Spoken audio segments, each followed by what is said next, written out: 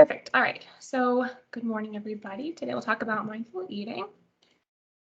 We're going to be talking about a couple of strategies to bring more mindfulness to your eating. So before we get started, I do want to make sure that the chat box is working. Last time I gave a presentation, nobody's able to put anything in the chat box. So if you could just please pull up the chat box and type if you're at home, in your home office, or in your work office, and let me know where you're at. All right, lots of people are at home today. Great, okay. Looks like the chat box is working. Hi, Commissioner. Wow, everybody's, oh, Kristen's at work. Everybody else seems to be at home. My goodness. All right, cool. Thank you, everybody. Chat box works. All right. So before we dive in and talk about some strategies to bring more mindfulness into our eating practices, I want to take a quick pulse and see where people are as far as how you are eating currently. So I'm going to switch presentation modes. Let's see how this goes. Give me just a second here. All right. So, oh dear. So now we have up here a Mentimeter. If anybody's never used this before, it's a fun way to do polls and have everybody show up. So if you could go to menti.com, www.menti.com. You can do it on another browser window. You can do it on your phone.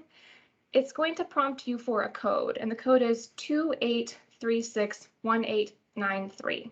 I'll read that again in a second, but this first question, we are going to pick on breakfast today because that was the last meal that the clock told us to eat.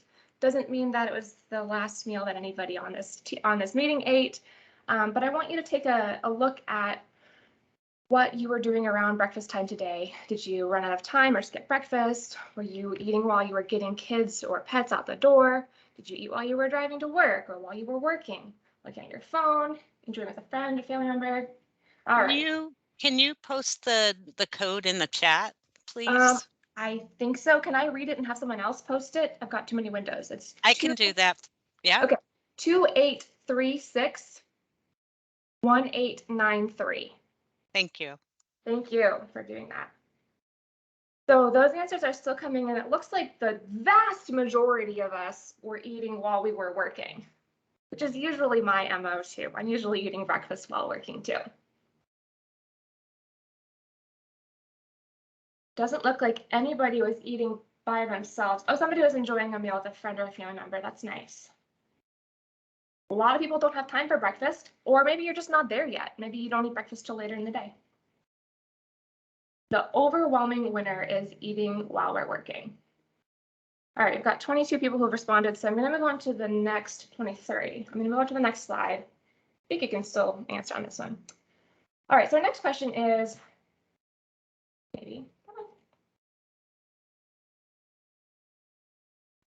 of how often are we paying attention to certain things around what we're eating? So on a scale of, I forget if it's 1 to 5 or 1 to 10, but how often are you aware of what influences your food choices? How often do you notice the taste and texture of your meals? How often are you aware of your body while you're eating, how you're satisfied physically or emotionally by food? And how often are we non-judgmental or accepting of how and what we eat?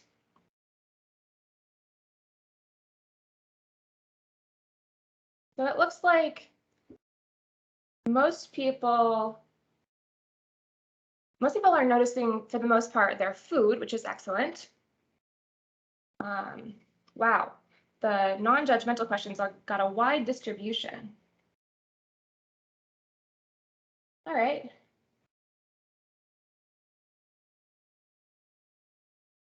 So noticing our body and noticing our food are pretty much even, which is good.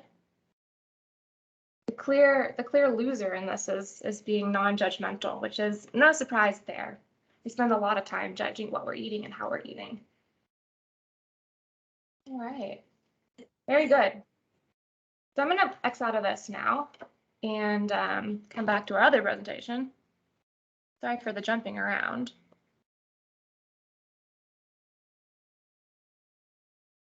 Plus, my computer is nice and taking its sweet time. Alrighty.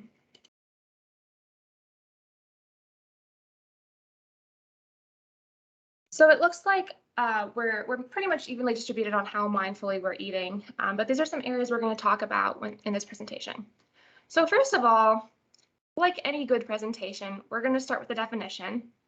Although before we do have a definition, let's talk a little bit about what mindful eating is not. So rule some things out before we talk about what mindful eating is. So first of all, mindful eating is not a diet. There's no structured plan. There's no rules for how to do it right. There's no way you can do it wrong. It's not a fad. It's not your next diet. Next, it's not a strategy for weight loss. I said it above, I'll say it again. The goal of mindful eating isn't weight loss. We'll come back to this in a little bit. There's more to say on this topic. Next, just eat when you're hungry and stop when you're full. Mindful eating is a little bit more nuanced than just eating when you're hungry and stopping when you're full. I am seeing there's things coming in the chat box. There we go. Yes, I did get a haircut. Thank you. Next one is standalone treatment for eating disorders. If somebody is getting treatment for an eating disorder, it can certainly be added on, but it's not the whole plan.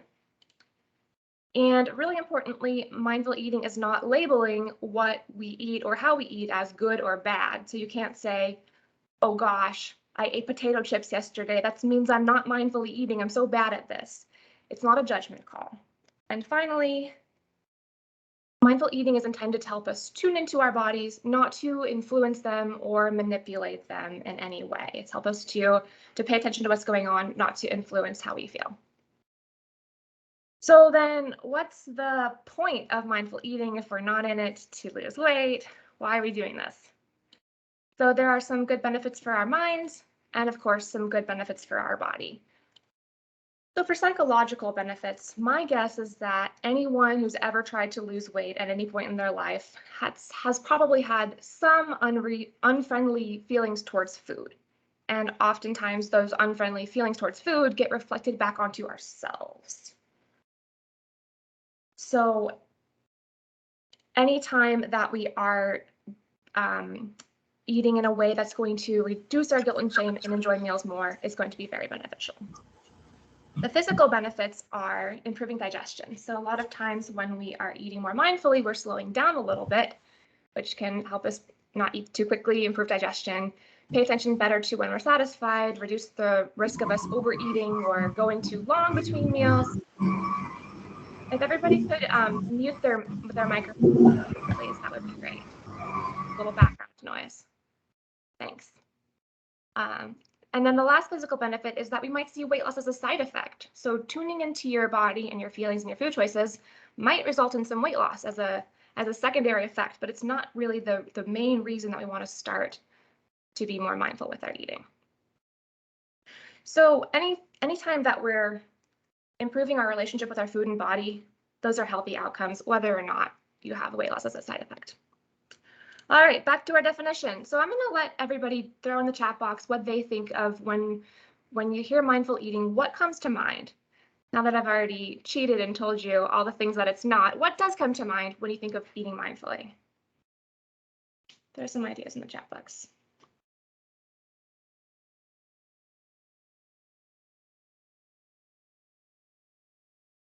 I know this chat box is working because it was real active before. Oh, there we go. Karen says don't overeat. Totally. Eating more veggies, paying attention to what you're eating, great. Focusing on eating, not the TV, slowing down, seeing food as energy. These are great. Absolutely. Focusing, paying attention to how you're feeling and what you're eating. A lot of slowing down. The benefits of the food, sure.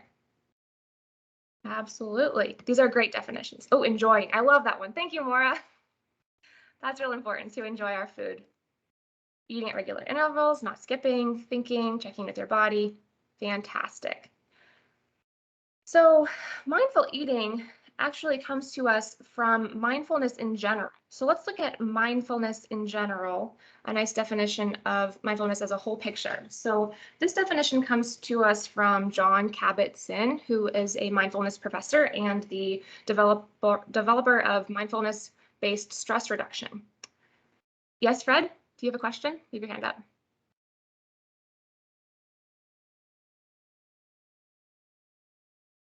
I think you're muted if you're trying to speak. I'm just user error. Sorry. Oh, okay. All right, thanks. So mindfulness is, like everybody is saying, being more aware, paying attention on purpose, being in the present moment, being non-judgmental. This is a broad definition of mindfulness that we can apply to our eating patterns. A good mindful eating meditation on Headspace. That's great. Thank you, Kristen.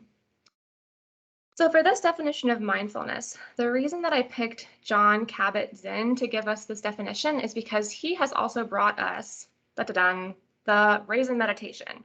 Now, before you get all excited, we're not going to do this today, but has anybody ever done this exercise with either a raisin or a piece of chocolate where you really slow down your experience of eating one bite of food, going through it with all 5 senses, smelling, tasting, feeling? Gail has, yep. Yeah, this is a really common one. It's done a lot of places, which is why we're not going to do it today. It's become a bit cliche to do it over and over. But if you haven't done it, I've linked a YouTube video here.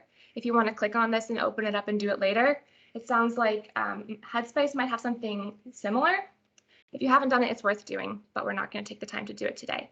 So Jon Kabat-Zinn is a great example of somebody who has taken mindfulness from this mindfulness lens and brought it into our food eating choices. So a couple big names in mindful eating. We've got Jon Kabat-Zinn, who just talked about. We are going to go through some of these people's frameworks for mindful eating and talk a little bit about them. But the reason that I put up this slide is because I wanted to show that mindful eating comes from so many different disciplines, and there's so many practitioners in different areas that focus on mindful eating. So here in this list, we've got a couple of professors, we've got a Buddhist monk, we've got dietitians, psychologists, medical doctors. It seems like this is a really cross-discipline idea to be more mindful with our eating. It doesn't just come from nutritionists and doctors. It's got the monks and the professors. So I think that's really exciting to see. We're going to go through some of these frameworks. And the first one is this cool collaboration that I want to point out. So here on the left, we have a book by Thich Nhat Hanh, How to Eat. It's part of a mindfulness series that he has released. They're little tiny books. You might see them at the checkout at the bookstore, how to walk, how to eat, how to do all these things. But on the right, it looks like Thich Nhat Hanh has partnered with Lillian Chung, who's a Harvard professor, to write a book about mindful eating. So this is a great example of a monk partnering with a professor to come up with a resource for us all, which I think is just amazing. I haven't read either of these books, full disclaimer, but I thought it was a good example of cross-discipline mindful eating. All right, so our next example comes from Susan Alpers, who is a psychologist who focuses on mindful eating.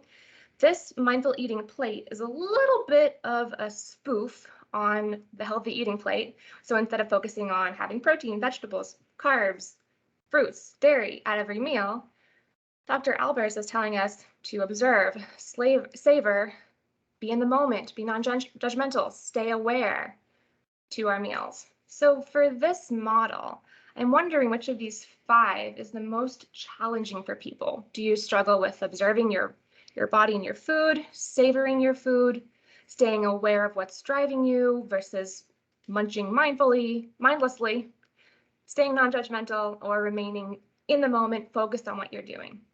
Which one of these is the most difficult? Go ahead and throw your answer in the chat box. And while you do that, I'll tell you, for me, the most difficult is by far being in the moment. I'm always trying to eat while I'm doing something else, trying to maximize all my time. In the moment is hard for a lot of other people, it looks like. Popular, in the moment, in the moment, in the moment. All of us are multitasking. Mindless munching, yeah, that's a definitely common one. Savoring.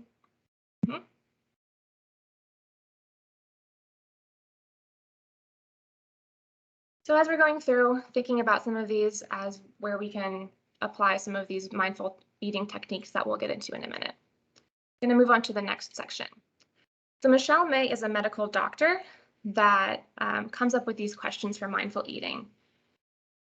So I think we have time to do this with these questions. When we are thinking about the last meal that we ate, take a minute and just reflect on the last meal that you ate, even if it wasn't breakfast, if it was dinner or a midnight snack or something like that, and take a minute to reflect on, why did you eat this meal? Were you hungry, or were you bored or lonely or sad or stressed? When did you eat it? Did you eat it because the clock told you to? Did you eat it when it had been a really long time since your last meal and you were really hungry? What do I want to eat? So for the last meal that you ate, did the food that you chose line up with what you really wanted? Did you have a cold food like a sandwich, or hot food like a soup? Did you really want crunchy food like a salad, or soft food like pasta? If it was breakfast, do you want a sweet breakfast or a savory breakfast? How do I eat? I know a lot of us are eating because eating while we're doing something else, so multitasking. So were you focused on your food, or were you running around? And how much did you eat? Did you eat enough? Did you eat more than made you comfortable? And then the last one, where do I invest my energy, is interesting, I think, because this one may be prompting us to ask more of, how much energy am I investing in my food choices? Am I investing so much energy that it takes away from the rest of my life? Am I not investing enough energy and grabbing whatever I can see under my nose? Yeah, absolutely. Lots of habits driving our snacking. Absolutely. Yeah. So these questions you can file away for later. And as a nice little segue, here is something called the hunger scale. Now, I don't know who developed this, but I think this is a good tool to look at when we're thinking about mindful eating, because it has two opposite ends of the spectrum. When we think of mindful eating, a lot of times we think about paying attention to when you're full. But it's important to look at the other end of things too, and be mindful of when your body starts to get hungry. So you'll see that between that 3 and that 6 is where we have the greenish colors. And then the red on either end is where we want to avoid. So if you are waiting till you're a 2 or a 1, or you're really hungry before you're eating all the time, that's also not being mindful of your eating if you are waiting too long to eat your next meal. So is it practical to get out this ruler every time I want to eat? Not really, but it is a good example of making sure that you are not letting yourself get too hungry, and then paying attention to when you're full. So as a fun little practice, I want everybody to look at this, and if you feel compelled to share where you are right now, try rating your hunger at this exact moment. Lisa is getting ready to have a snack pretty soon. Denise needs a snack. Michelle's getting ready for a snack. Yeah. A lot of us are on the hungrier end. Yeah. Yeah. So looking at this can help us to know, oh, it's time to eat again. Looks like some of us had just had breakfast. I think I'm probably around a 5. I just had a late breakfast today too. All right, very good. Thanks for playing. So the last mindful eating overview I want to share with you is this idea of intuitive eating. So this is brought to us by some dietitians, Evelyn and Elise, who have created this framework for eating called intuitive eating, which gets dragged in when we're talking about mindful eating a lot. And they are very similar. There are a lot of overlaps in these two areas, but they do come from different places. So mindful eating, like we've talked about, comes from more of an area of mindfulness, a branch of mindfulness where we're bringing awareness to what we're doing, whereas intuitive eating is more of a rejection of diet culture and an acceptance of our bodies as they are today. Some of the ideas that go between them, though, are being less judgmental of yourself and tuning into how your body feels and what it's telling you, and trusting your body's wisdom to tell you when it's full or when it's hungry. So if you have more questions about intuitive eating, there might be some stuff coming up on that soon, but for now you can Google it and report back with any questions you have. All right, so this is all well and good, but how do you remember to eat mindfully in this crazy life when we're always running around? How do we remember to stay aware and non-judgmental? So the first thing is to train your brain. Like any new habit, practicing and practicing and practicing will help you to remember. So even if you don't remember to stay mindful before your meal, if you remember 3 bites in, oh, time to be mindful, take that as a learning opportunity and just continue to remember over and over and over, and be gentle with yourself. If you think, man, I always forget till I'm 5 bites in, I'm so bad at this. 5 bites in is still remembering.